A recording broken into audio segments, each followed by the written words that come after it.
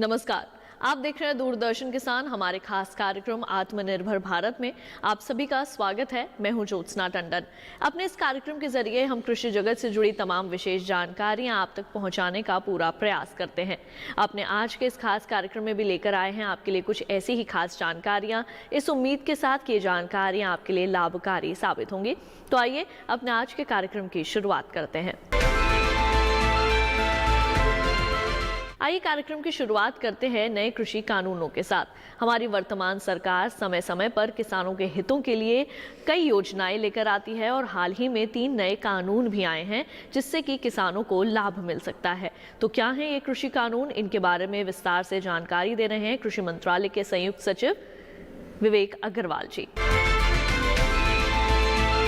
देखिए, भारत सरकार में हमेशा ही यह प्रयास रहा है कि किसान को उसकी कीमत की ज़्यादा से ज़्यादा उसकी उपज की ज़्यादा से ज़्यादा कीमत मिले, उसकी आमदनी बढ़े, उसकी जो खेती है वो लाभकारी हो।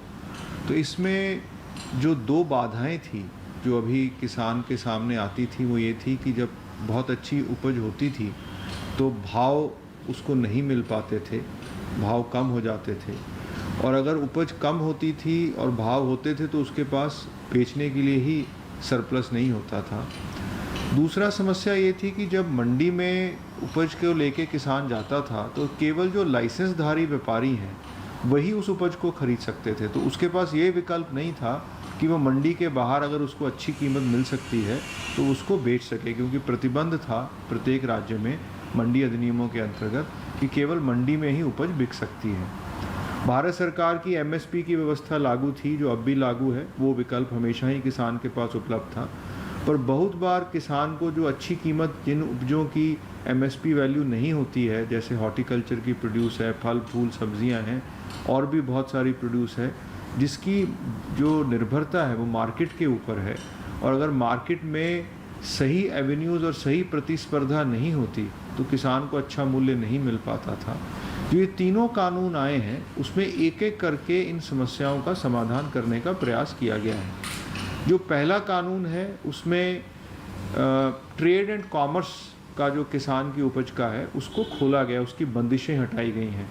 किसान अब नए कानून को आने के बाद मंडी में भी अपनी उपज बेच सकता है अगर मंडी में उसको अच्छा मूल्य मिले, पर मंडी के बाहर भी किसी वेयर हाउस से, किसी प्रोसेसर की फैक्ट्री के ऊपर, किसी अन्य राज्य के व्यापारी को जो बहुत अच्छा मूल्य दे रहा हो, या ई ट्रेडिंग प्लेटफॉर्म पे, इन सभी वैकल्पिक संस्थाओं में, वैकल्पिक व्यवस्थाओं में भी अपनी उपज को बेच पाएगा। जिसका अर्थ है कि जो पहले उसको सुविधा उपलब्ध थी, मंडी की सुविधा, एमएसपी पर बेचने की सुविधा, वो तो है ही, उसके अलावा अन्य विकल्प खुलने से अगर उसको अच्छा मूल्य किसी अन्य विकल्प से मिलता है तो वो मूल्य को ले पाएगा और ज़्यादा से ज़्यादा कीमत में अपनी उपज को बेच पाएगा। नई टेक्नोलॉजी भी आ पाएगी। ई ट्रेडिंग प्लेटफॉर्म अब सभी क्षेत्रों में आ गए हैं। हर चीज़ का जो व्यापार है वो अमेज़न जैसे प्लेटफॉर्म पे और फ्लिपकार्ट जैसे प्लेटफॉर्म पे होता है। तो कृषि उत्पाद जो किसान के हाथ में है उसका व्यापार क्यों ना ई ट्रेडिंग प्लेटफॉर्म पे हो। इसलिए ये सोचा गया कि ये व्यवस्था भी कानूनी तौर पर किसान को उपलब्ध कराई जाए। वो अब इस कानून में उपलब्ध कराई गई है। किसान के अधिकारों का सुरक्षित रखा गया है। उसकी पेमेंट समय पे हो, अगर उसकी पेमेंट को में देरी होती है तो जो व्यापारी है उस पर दंड का प्रावधान हो। जो फसल बिकती है उसकी जो बिक्री का मूल्य है उसकी रसीद किसान को मिले, और अनेक ऐसे प्रावधान किए गए हैं जिससे डिस्प्यूट रेजोल्यूशन समय पे हो और किसान को उसकी उपज का ज़्यादा से ज़्यादा मूल्य प्रतिस्पर्धात्मक व्यवस्था में मिल पाए। जो दूसरा कानून है जो फार्मिंग एग्रीमेंट से रिलेटेड है, इस कानून में ये प्रावधान किए गए हैं कि किसान जब बुआई करते हैं तो बुआई के समय ही मूल्य के उतार चढ़ाव से बचने के लिए अपनी फसल, आने वाली फसल को बेच पाएँ, तो उसके लिए एग्रीमेंट कर पाएँ। ये व्यवस्था कुछ हद तक पहले भी थी, कॉन्ट्रैक्ट फार्मिंग भारत में होता था, पर जो कॉन्ट्रैक्ट फार्मिंग की व्यवस्था थी उसमें कोई एक यूनिफॉर्म कानून, एक समान कानूनी व्यवस्था पूरे देश में नहीं थी। वो व्यवस्था इस कानून से लागू की गई है। अब किसान बराबरी पर आकर जो कॉरपोरेट है, प्रोसेसर है, होलसेलर है, रिटेलर है, उसके साथ एग्रीमेंट कर सकता है। ऐसी फसल को उगा सकता है जिसका मूल्य उसको अच्छा मिले, जिसका व्यापार कुछ ही बाज़ारों में होता है या निर्यात के लिए होता है। जो पहले उसके पास तकनीक नहीं थी, उसको अच्छा बीज या पौधे नहीं मिलते थे, अच्छा तकनीकी ज्ञान नहीं मिलता था, वो जो ख़रीदार है उसके माध्यम से अब उसको मिलेगा और वो अच्छी कीमत की फसल को पहले से ही कीमत निर्धारित करके अपनी उगाने की व्यवस्था कर पाएगा और एक निर्धारित आमदनी उसको होगी जो सामान्यतः किसान समझदारी से देख के ही करेगा कि उसको अगर आमदनी ज़्यादा होती है और उसके अड़ोस पड़ोस के किसानों की जो उपज है उससे ज़्यादा उसको लाभ होता है, तभी वो ऐसे एग्रीमेंट्स करेगा और इससे एक व्यापार की नई संभावना बढ़ेगी, निजी निवेश आएगा, जो वैल्यू चेन है वो बढ़ेगी, जो अभी गैप है वो दूर होंगे और एक्सपोर्ट की मार्केट भी देश के उत्पाद को मिलेगी।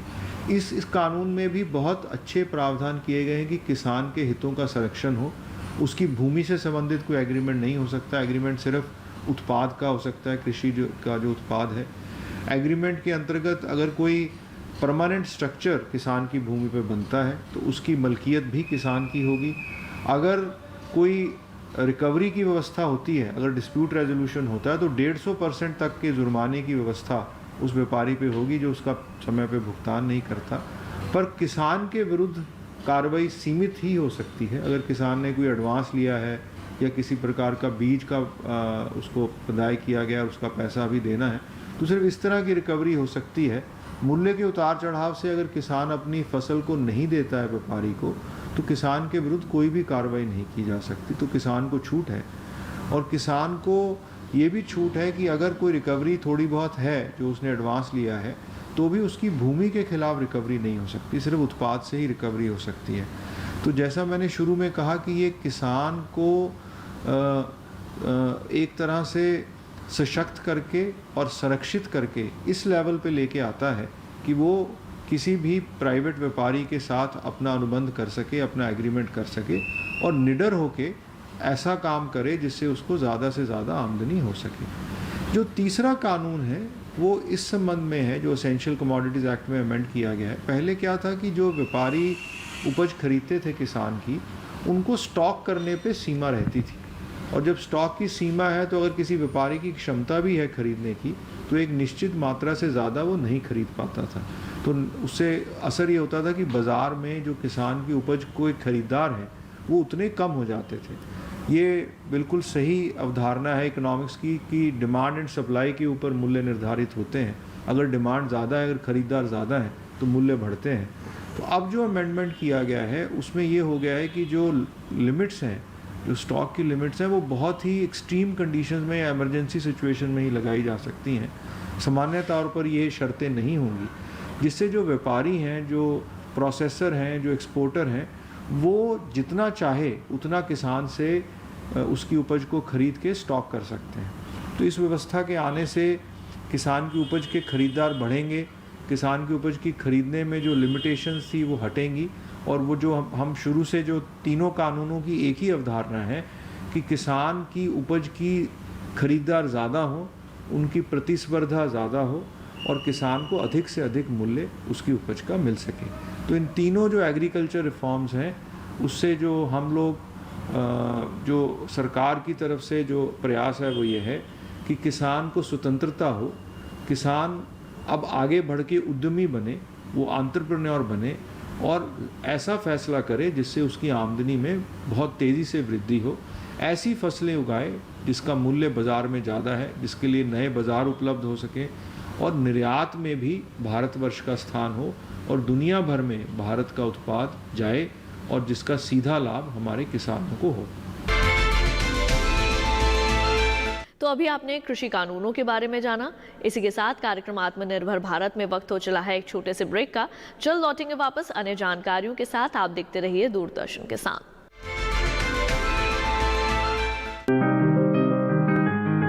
बीमारियों से कैसे बचेगी फसल, मवेशियों की मुश्किलों का क्या है हल, कहां से लाएं बीज, कितनी लगेगी खाद, किसानों के हर फोन का विशेषज्ञ देंगे जवाब। देखिए हेलो किसान लाइव सोमवार से शुक्रवार शाम 6 बजे।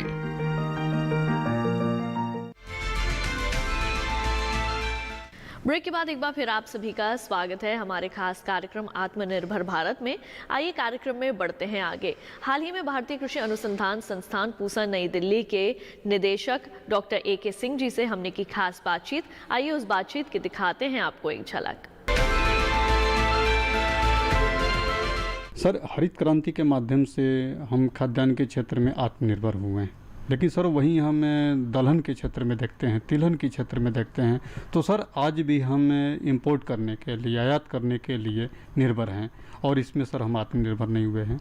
आपके जो संस्थान है इसके माध्यम से क्या किया जा रहा है? अब जो है हमारा दलहनी फसलों का उत्पादन इस समय जो है वो करीब 25 मिलियन टन के आसपास है और जो हमारी आवश्यकता है उस आवश्यकता को हम पूरा कर पा रहे हैं। अभी हम उस स्थिति में नहीं है कि हमको वास्तव में आयात करने की ज़रूरत पड़े और दलहनी फसलों की उत्पादकता में वृद्धि हुई है।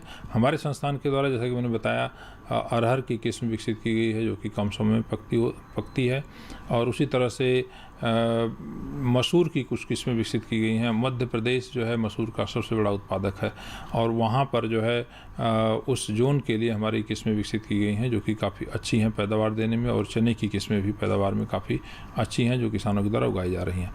तिलहनी फसलों की अगर बात करें, खाद्यान्न तेलों का निश्चित रूप से हम लोग जो है आयात कर रहे हैं। करीब 68,000 करोड़ रुपए का निर्यात आयात हो रहा है प्रतिवर्ष जो है और इसमें कई सारे प्रयास सरकार के द्वारा किए जा रहे हैं कि किस प्रकार से हम आत्मनिर्भर खाद्यान्न तेलों के मामले में बन सकें।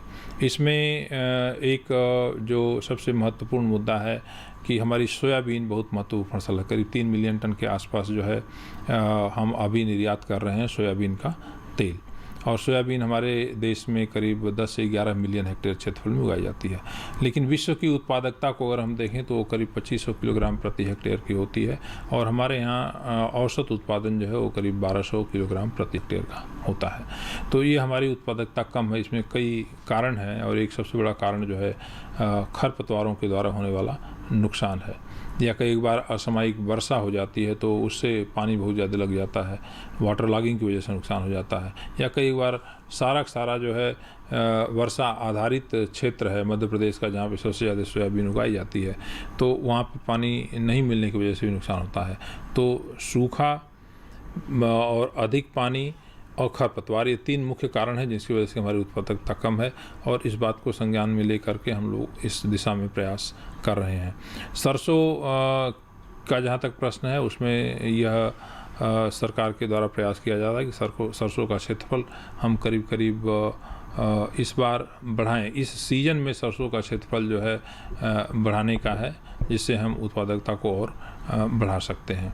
तो बाकी जो पाम ऑयल के ऊपर अलग से एक मिशन चल रहा है जिसमें कि पाम ऑयल का प्रोडक्शन पाम के द्वारा होता है और उसमें उसकी खेती को बढ़ावा देने के लिए खासकर जो हमारे उत्तर क्षेत्रीय राज्य हैं, पूर्वी उत्तर और क्षेत्र के राज्य हैं, वहाँ पर इसकी खेती के लिए प्रयास किया जा रहा है तो ताकि रकबा बढ़ाया जाए, ताकि सबसे ज़्यादा हमारा इंपोर्ट जो है आयात वो पाम ऑयल का होता है तो उसको अगर अपने देश में हम पैदा कर सकें तो हम इसमें आत्मनिर्भरता ला पाएंगे। इस दिशा में प्रयास हो रहा है। तो ये बहुत महत्वपूर्ण बात कहें कि पाम ऑयल के हम उत्पादन करेंगे, लेकिन सर अभी बाहर से पाम ऑयल के आयात किया जा रहा है और सर जैसे अगर हम तिलहन की बात करते हैं, सरसों की बात करते हैं, तिल की बात करते हैं और भी जीते तिलहनी फसल की हम बात करते हैं तो सर उसमें कहीं पाम ऑयल के जिक्र नहीं होता है। जैसे हम मस्टर्ड खरीदने जाते हैं, सरसों तेल खरीदने जाते हैं, उसमें कहीं पाम ऑयल का नहीं जिक्र होता है कि इसमें पाम ऑयल प्लस सरसों है। तो सर आखिर ये मिलावट वाला क्या है सर? पाम ऑयल फिर उसका क्या यूज होता है, कहाँ यूज होता है? देखिए, अब सरकार के द्वारा निर्णय ले लिया गया है कि अब जो भी तेल बाज़ार में आएगा और शुद्ध तेल आएगा, उसमें कोई मिलावट नहीं की जाएगी। पहले ये था कि पाम ऑयल जो है सभी खाद्यान्न तेलों में लोग मिलाते थे, कुछ इसकी अनुमति भी थी, लेकिन अब ये निर्णय कृषि मंत्रालय के द्वारा ले लिया गया है कि जो भी तेल मिलेगा शुद्ध मिलेगा, उसमें कोई मिलावट नहीं की जाएगी, तो ये समस्या नहीं रहेगी। पाम ऑयल जो है वैसे तो इतने बड़ी मात्रा में आता है, लोग खा भी रहे हैं, लेकिन स्वास्थ्य के दृष्टिकोण से देखें तो पाम ऑयल के अंदर एक अम्ल होता है, फैटी एसिड, जिसको हम पामटिक एसिड बोलते हैं, और ये सैचुरेटेड फैट होता है और स्वास्थ्य के लिए बहुत अच्छा नहीं होता है।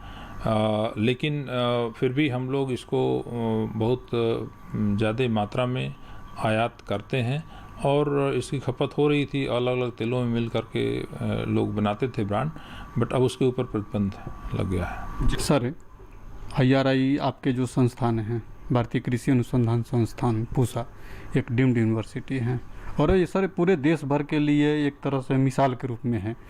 यहाँ से एक नीति जारी किया जाता है। अभी सर हाल फिलहाल में सरकार का बल है, सरकार ने फोकस किया है कि हम एजुकेशन पॉलिसी में सुधार कर रहे हैं। सर आपके यहाँ कुछ सुधार के क्या कोई गुंजाइश है या सुधार करने के लिए कोई सर ड्राफ्ट आपने बनाया है जिसके लिए सर स्टूडेंट के जो आने वाला जो समय है उसमें कुछ फ़ायदा हो सके? निश्चित रूप से सुधार की गुंजाइश तो हमेशा होती है, इसमें कोई दो राय नहीं है।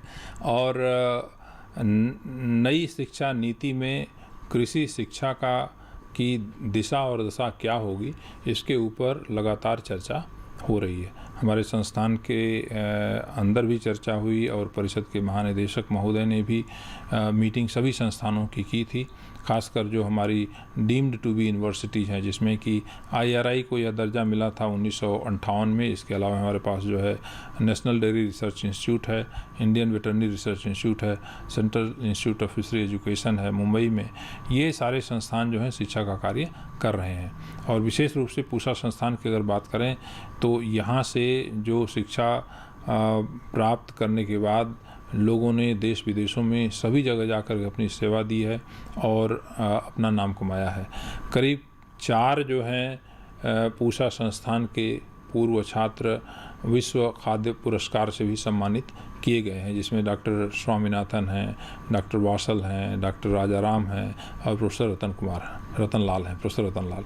तो ये लोग विश्व खाद्य पुरस्कार से इनको सम्मानित किया गया है। संस्थान के लिए बहुत गौरव की बात है। आगे और इसके अलावा विभिन्न कृषि विश्वविद्यालयों में जितने कुलपति हैं उनमें काफ़ी संख्या में लोग पूसा संस्थान के छात्र रहे हैं। वैज्ञानिक के रूप में तो यहाँ के छात्र जाकर के काम अलग अलग जगहों पर कर रहे हैं, अंतर्राष्ट्रीय संस्थानों में भी काम कर रहे हैं। और नई शिक्षा नीति में जहाँ तक कृषि शिक्षा की बात है तो जो सरकार के द्वारा मुद्दे उठाए गए हैं उसके ऊपर हम लोग पूरी तरह से विचार विमर्श कर रहे हैं। सबसे बड़ा प्रयास तो ये रहा है कि हमारी शिक्षा जो है वो रोज़गार उत्पन्न करे, ये सबसे बड़ा हमारा प्रयास रहेगा। आज अगर हम सही माने में देखें तो हमारे छात्र जो हैं आमतौर पे कृषि विश्वविद्यालयों से और जगहों से भी उनको असिस्टेंट प्रोफेसर की नौकरी लग जाए बहुत खुश होते हैं, परिषद में वैज्ञानिक बन जाए बहुत खुश होते हैं, या किसी निजी क्षेत्र की कंपनी के अंदर काम करने लगे उससे वो संतुष्ट हो जाते हैं। लेकिन सारी शिक्षा कृषि से संबंधित प्राप्त करके कृषि से संबंधित कोई व्यवसाय शुरू करने का प्रयास वो कभी नहीं करते हैं, बहुत कम संख्या में करते हैं।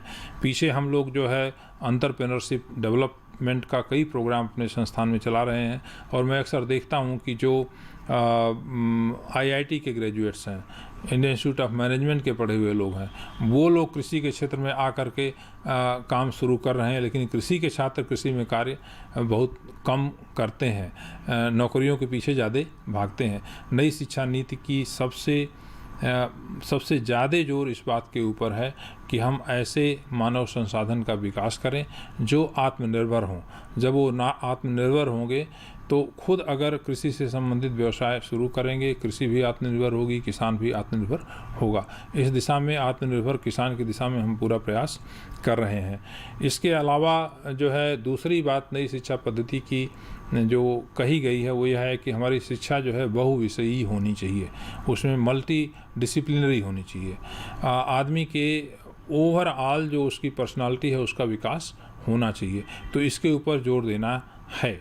वैसे कृषि के क्षेत्र में अगर हम देखें तो हमारे पास, जैसा कि मैंने आपको बताया, हमारे पास जो है हर तरह के विषय हैं, जिसमें सोशल साइंसेज भी हमारे पास हैं, एक्सटेंशन डिवीज़न है, इकोनॉमिक्स डिवीज़न है।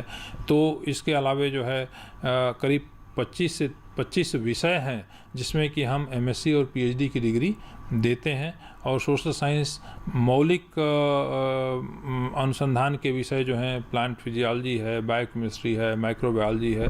तो एक तरह से एग्रीकल्चर की जो शिक्षा रही है वो बहुविषयी रही है, कुछ और उसमें विस्तार करने की ज़रूरत है, वो हम लोग करेंगे।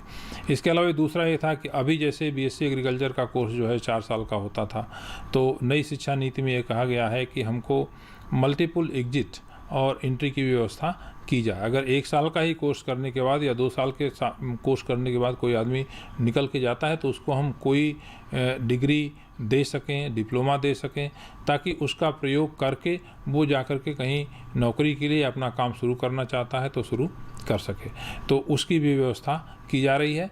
इसके अलावा जो अंतर्राष्ट्रीय स्तर के संस्थान हैं, विश्वविद्यालय हैं दूसरे देशों में, उनके साथ भी मिल करके, क्योंकि अगर हमको विश्व स्तर का बनना है तो विश्व में क्या हो रहा है उसको भी हमें देखना समझना ज़रूरी है, तो उसके ऊपर भी हम काम कर रहे हैं। चौथी जो महत्वपूर्ण बात है नई शिक्षा नीति की जो कही गई है वो यह है कि जो हमारा ट्रेडिशनल नॉलेज है, पारंपरिक ज्ञान है, उसमें बहुत सारी चीज़ें, कृषि की अगर हम बात करें तो बहुत सारे कवि रहे, जैसे घाघ की कविताएं अक्सर आप सुनते हैं, और उसमें इतनी अच्छी अच्छी बातें कही गई हैं जिनका अपनी सोच के आधार पे उसका वैज्ञानिक दृष्टिकोण हो सकता है, और उन सारे दृष्टिकोण के ऊपर भी बहुत अनुसंधान करने की ज़रूरत है। तो हम जो हमारी स्थानीय परंपरा रही है, जो पारंपरिक ज्ञान रहा है, उसका वैज्ञानिक विश्लेषण करके, उसका सार निकाल करके उसको हम किस तरह से आगे विस्तार कर सकते हैं, इसके ऊपर भी ध्यान हम लोग देंगे। और जितने मुख्य बिंदु हैं नई शिक्षा नीति के, कृषि के क्षेत्र में हम सबका समावेश करके आगे बढ़ेंगे। सर, आप जेनेटिक्स से जुड़े हुए हैं, प्रधानमंत्री के लगातार कोशिश है और लगातार आह्वान भी साइंटिस्ट से कर रहे हैं कि लैब टू लैंड तक, यानी जो अगर लैब में हो रहा है काम उसको ज़मीन तक, ज़मीनी स्तर तक उतारा जा रहा है या नहीं, इस पर लगातार फोकस कर रहे हैं। सर, आप क्या देखते हैं जिस तरह से भारत के विभिन्न क्षेत्र हैं, अगर हमें नॉर्थ ईस्ट की बात करते हैं, साउथ इंडिया की बात करते हैं, हिमालयी क्षेत्र की बात करते हैं, वहाँ पर सर क्या यहाँ से जो रिसर्च कार्य हो रहे हैं वहाँ के ज़मीन पर उतर रहे हैं? ये बात आपने जो कही मैं बताना चाहूँगा इसमें कि संस्थान के द्वारा, एक तो मैंने चर्चा किया जो हमारा मेरा गांव मेरा गौरव कार्यक्रम है, उसमें संस्थान के वैज्ञानिक और भारतीय कृषि अनुसंधान परिषद के जितने संस्थान हैं, 106 संस्थान पूरे देश में हैं, हर संस्थान के वैज्ञानिक मेरा गांव मेरा गौरव कार्यक्रम के तहत किसानों से सीधे जुड़े हुए हैं। और ये कोई ज़रूरी नहीं है कि वो उसी संस्थान के द्वारा विकसित तकनीकियों को किसानों के पास लेकर के जाएं। किसी और संस्थान के द्वारा देश में कहीं भी अगर एक उन्नत तकनीकी का विकास किया गया है, उन्नत किस्म का विकास किया गया है, तो वो वैज्ञानिक उसको किसानों तक ले जाते हैं और उसका परीक्षण करते हैं, देखते हैं उपयुक्त है या नहीं है।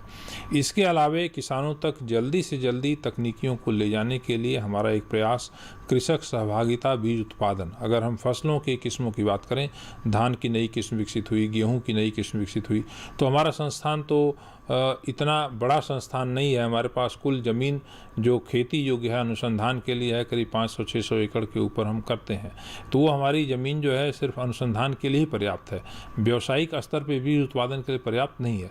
तो एक बार जब नई किस्म बन जाती है तो हम उसकी कई वैकल्पिक व्यवस्था करते हैं, जिसमें कि हमारे एनसीआर रीजन के अंदर 120 किलोमीटर के क्षेत्र में, और इसी तरह से सभी संस्थान कर रहे हैं, तो हम विशेष रूप से 120 किलोमीटर के क्षेत्र में किसानों को चिन्हित करते हैं और वो किसान, उनको हम बीज उत्पादन उनसे करवाते हैं, उनके खेत पे करवाते हैं। हमारी देखरेख में बीज उत्पादन होता है, मौलिक बीज हम देते हैं और जिस तरह से हम कहते हैं उस तरह से वो बीज उत्पादन करके और वो हमारे पास ले करके आते हैं।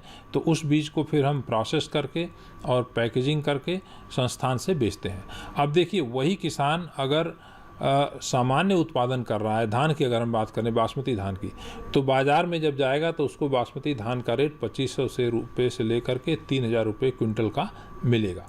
जब वही किसान हमारे लिए बीज उत्पादन का कार्य करता है और जब हमारे पास बीज लेकर के आता है तो उसको हम लोग करीब 6500 रुपये प्रति क्विंटल दाम देते हैं। तो उसको आमदनी जो है दोगुनी हो गई बीज उत्पादन से अगर वो जुड़ा तो।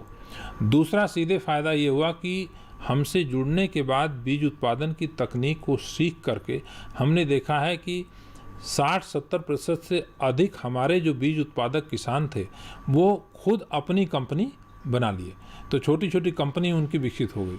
तीसरा इसका सीधे फ़ायदा हुआ कि जब वो कंपनी बना करके बीज उत्पादन करने लगे अपने क्षेत्र में, तो अपने क्षेत्र में ही उत्तम गुणवत्ता का बीज सारे किसानों को, उनके आसपास के पड़ोसी जो उनको मिलने लगा।